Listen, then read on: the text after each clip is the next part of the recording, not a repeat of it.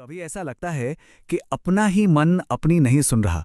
मतलब वो बस अपनी ही धुन में कोई पुरानी वही चिंता वाली कहानी दोहराया जा रहा है बार बार। अगर ऐसा महसूस होता है तो यकीन मानिए आप अकेले नहीं हैं। आज हम ना इसी बारे में बात करेंगे। और ये कोई लड़ाई नहीं है मन के साथ, बिल्कुल नहीं। ये तो उसे समझने और धीरे धीरे एक नई राह दिखाने की कोशिश है। लोग क्या कहेंगे, जानी पहचानी आवाज है ना। ये शायद हर किसी के मन में कभी ना कभी गूंजती ही है। ये एक ऑटोमेटिक सा थॉट है जो बिन बुलाए मेहमान की तरह आता है और अक्सर हमारे फैसलों पर हावी हो जाता है। और पता है क्या, हम इसे इतनी बार सुन चुके होते हैं कि ये बिल्कुल सच लगने लगता है। और देखिए, यहीं पर सबसे जरूरी बात है समझने की। ये कोई हमारी कमी नहीं है, नहीं। ये बस मन की एक पुरानी आदत है, एक पक्का रास्ता बन गया है। सोच कर देखिए, जैसे जंगल में कच्चा रास्ता होता है ना, जिस पर बार बार चलने से वो एक पक्की पगडंडी बन जाती है, गहरी हो जाती है। हमारी ये जो नेगेटिव विचार है ना, वो बिल्कुल वैसे ही हैं। और अच्छी खबर ये है कि आदतें बदली जा सकती हैं। जी हाँ, जैसे कोई भी आदत बदली जा सकती है, वैसे ही हम अपने सोचने का तरीका, अपना पैटर्न भी बदल सकते हैं। और इसके लिए ना, मन से लड़ना नहीं है, बिल्कुल नहीं, बल्कि उसका दोस्त बनना होगा। उसे बहुत धीरे धीरे प्यार से एक नया, ज्यादा शांत रास्ता दिखाना होगा। तो चलिए इस सफर की शुरुआत करते हैं। सबसे पहले ये समझते हैं कि ये विचार आखिर आते कहां से हैं। हमारे मन की ये वायरिंग ऐसी है ही क्यों? देखिए, बात हजारों साल पुरानी है। हमारे जो पूर्वज थे, उन्हें जिंदा रहने के लिए हर छोटी बड़ी आहट में खतरा देखना पड़ता था। भाई, यही उनके सर्वाइवल का तरीका था। अब आज हमारी जान को वैसा खतरा तो है नहीं, पर दिमाग की वो पुरानी वायरिंग, वो प्रोग्रामिंग अब भी काम कर रही है। तो अब होता क्या है कि वो एक मुश्किल ईमेल में या ट्रैफिक जैम में भी उतना ही बड़ा खतरा देख लेता है और फौरन स्ट्रेस पैदा कर देता है। और सच कहूं तो यही इस पूरी प्रक्रिया का दिल है। हमारा काम इन विचारों को जबरदस्ती चुप कराना नहीं है, नहीं, बल्कि एक जिज्ञासु दोस्त की तरह उन्हें देखना है। उनसे पूछना है, अच्छा तुम यहां क्यों हो? तुम मुझे असल में किस चीज से बचाने की कोशिश कर रहे हो? तो ठीक है, हमारा सबसे पहला कदम है जागरूकता, अवेयरनेस।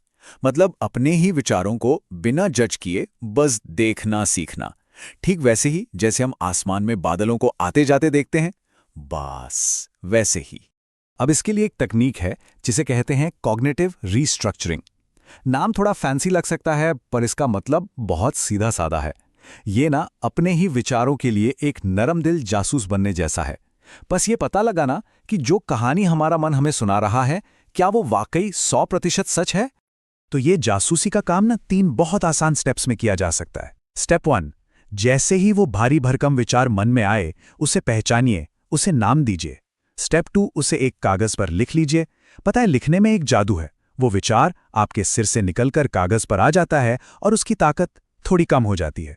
और फिर स्टेप 3, ये 3 सवाल खुद से पूछिए। पहला, क्या ये बात 100% सच है? दूसरा, क्या इसे देखने का कोई और नजरिया हो सकता है, कोई दूसरा एंगल? और तीसरा और सबसे जरूरी सवाल, अगर अपना कोई प्यारा दोस्त इसी उलझन में होता तो हम उसे क्या कहते? हम अक्सर दूसरों के लिए ज्यादा दयालु होते हैं ना? ये सवाल हमें वही दया खुद पर भी दिखाने में मदद करता है। ठीक है, तो विचारों को देखना और समझना तो हमने सीख लिया। अब बात करते हैं कुछ ऐसे तरीकों की जिनसे हम एक्टिवली, मतलब सक्रिय रूप से मन में नए रास्ते बना सकते हैं। चलिए अपने मेंटल टूलकिट में कुछ नए औजार शामिल करते हैं। जब भी मन किसी एक नेगेटिव सोच में अटक जाए ना, जैसे कोई रिकॉर्ड अटक गया हो, तो सबसे अच्छा तरीका है शरीर को हरकत में लाना। 10 मिनट के लिए टहल लीजिए, बर्तन धो लीजिए, कुछ पुशअप्स कर लीजिए, या बस अपनी सांस पर ध्यान दीजिए। ये सिर्फ ध्यान भटकाना नहीं है। असल में चलने फिरने से या सांस पर ध्यान देने से हमारा नर्वस सिस्टम शांत होता है और दिमाग को उस विचार के चक्रव्यूह से बाहर निकलने का एक रास्ता मिल जाता है। ये एक बहुत ही पावरफुल टूल है, अपनी भाषा पर ध्यान देना। शब्द जैसे हमेशा, कभी नहीं, सब कुछ, ये हमारी सोच को ना एकदम कठोर बना देते हैं। तो मैं हमेशा लेट होता हूं, इसकी जगह खुद से कहें, मैं कभी कभी लेट हो जाता हूं। ये छोटा सा बदलाव है, लेकिन ये सोच के लिए खिड़की खोल देता है और हमें एक गलती से खुद को डिफाइन करने से रोकता है। अक्सर नेगेटिव सोच हमें काम टालने पर मजबूर कर देती है, प्रोक्रास्टिनेशन। इसका सबसे अच्छा तोड़ है एक बहुत छोटा सा, नन्हा सा कदम उठाना। बस एक ईमेल का जवाब दे दीजिए, किताब का बस एक पैराग्राफ पढ़ लीजिए, ये छोटा सा एक्शन आपके दिमाग को सबूत देता है कि नहीं, आप असहाय नहीं हैं, आप काम कर सकते हैं। और दिमाग को ना सबूत बहुत पसंद है, वो सबूतों पर यकीन करता है। हमारा दिमाग, जैसा हमने बात की, खतरा ढूंढने में एक्सपर्ट है, तो हमें उसे जानबूझकर अच्छी चीजें ढूंढने की ट्रेनिंग देनी होगी। कैसे? रोज रात को सोने से पहले बस 3 छोटी छोटी चीजें लिखिए जो अच्छी हुई।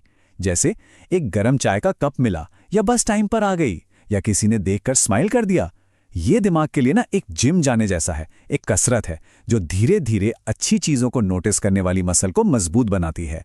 तो हमने विचारों की खरपतवार को पहचानना और नए अच्छे बीज बोना सीख लिया है। पर अब हमें ये पक्का करना है कि हमारे मन की जमीन, हमारी मिट्टी उपजाऊ हो, ताकि ये नई आदतें जड़ पकड़ सकें, पनप सकें। ये समझना बहुत बहुत जरूरी है। हम सब अपने मन के माली हैं। हमें ये तय करना होगा कि हम अपने मन में कौन सी जानकारी, कौन सी बातचीत और कौन सी ऊर्जा के बीज डाल रहे हैं। मतलब अपनी मेंटल डाइट का ध्यान रखना। सुबह की शुरुआत ही तनाव भरी खबरों से क्यों करना? उन लोगों के साथ थोड़ा समय कम बिताया जा सकता है जो हमेशा शिकायत करते रहते हैं।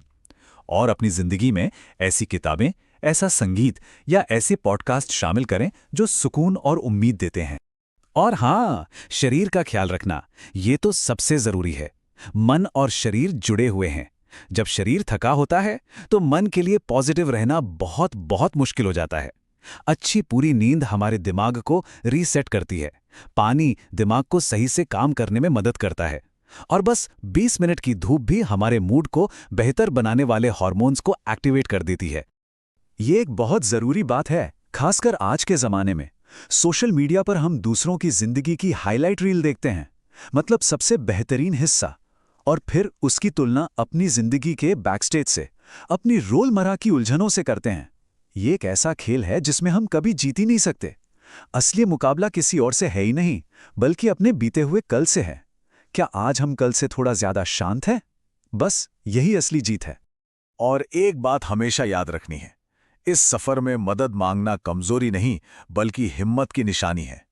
अगर मन बहुत ज्यादा भारी लगे तो एक प्रोफेशनल गाइड, जैसे कोई काउंसलर या थेरेपिस्ट, इस रास्ते को बहुत आसान बना सकता है। भारत सरकार की ये टेली मानस हेल्पलाइन 14416 एक बहुत अच्छा शुरुआती कदम हो सकता है। चलिए, अब हम अपनी बातचीत के सबसे सबसे अहम हिस्से पर आते हैं, और वो है धैर्य और खुद के प्रति एक दया का भाव। देखिए, जो आदतें सालों में बनी हैं वो 2 दिन में तो नहीं बदलेंगी। और ये सोचना कि पुराने विचार वापस नहीं आएंगे, ये रियलिस्टिक नहीं है। वो आएंगे, जरूर आएंगे। उस दिन निराश होने या खुद को कोसने की जगह बस एक गहरी सांस लें और अपनी प्रैक्टिस पर वापस आ जाएं। ठीक वैसे ही जैसे साइकिल चलाना सीखते वक्त हम गिरते हैं और फिर से उठ खड़े होते हैं, मन को साधने की प्रक्रिया बिल्कुल वैसी ही है। और हर बार जब हम फिर से शुरू करते हैं ना, तो वो नया वाला रास्ता थोड़ा और मजबूत हो जाता है। और आखिर में एक बात समझनी है, लक्ष्य एक खाली दिमाग पाना नहीं है, ये मुमकिन भी नहीं है। लक्ष्य है अपने मन के साथ एक शांतिपूर्ण, एक दोस्ताना रिश्ता बनाना।